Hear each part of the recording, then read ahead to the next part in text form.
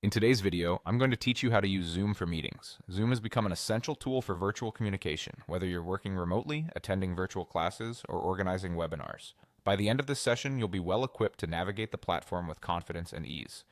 Let's dive in. First, open your preferred web browser and head over to the Zoom website. Once you're there, you'll want to locate the Sign In button. It's usually prominently displayed on the top right corner of the page. Clicking this will prompt you to log into your account. If you're like most of us and prefer a quick sign-in, you can choose the Google option. This will redirect you to the Google sign-in page. If you're already logged into your Google account, simply select it from the list and you're all set.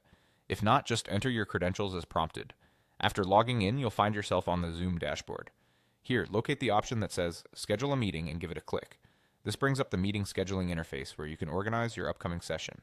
The first thing you'll want to do is enter a topic or meeting name. This helps keep your meetings organized, especially if you have several lined up. Next, it's time to select the date and time for your meeting. Click on the date field and a calendar will pop up.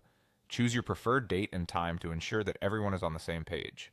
Alongside this, you'll notice the duration option. This is where you can set how long the meeting will last.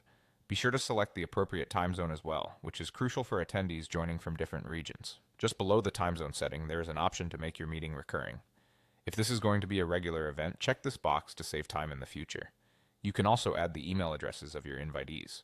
This step allows Zoom to automatically send an invitation directly to their inbox, making the entire scheduling process seamless. Once you're satisfied with all the details, hit the Save button to lock everything in place. Now that you have scheduled the meeting, the final step is sharing the invitation. Click on the Copy Invitation button to get the meeting details. With a simple click on Copy Meeting Invitation, you're ready to distribute this to all your attendees through email or instant messaging. And there we have it. By following these steps, you can set up and manage your Zoom meetings efficiently.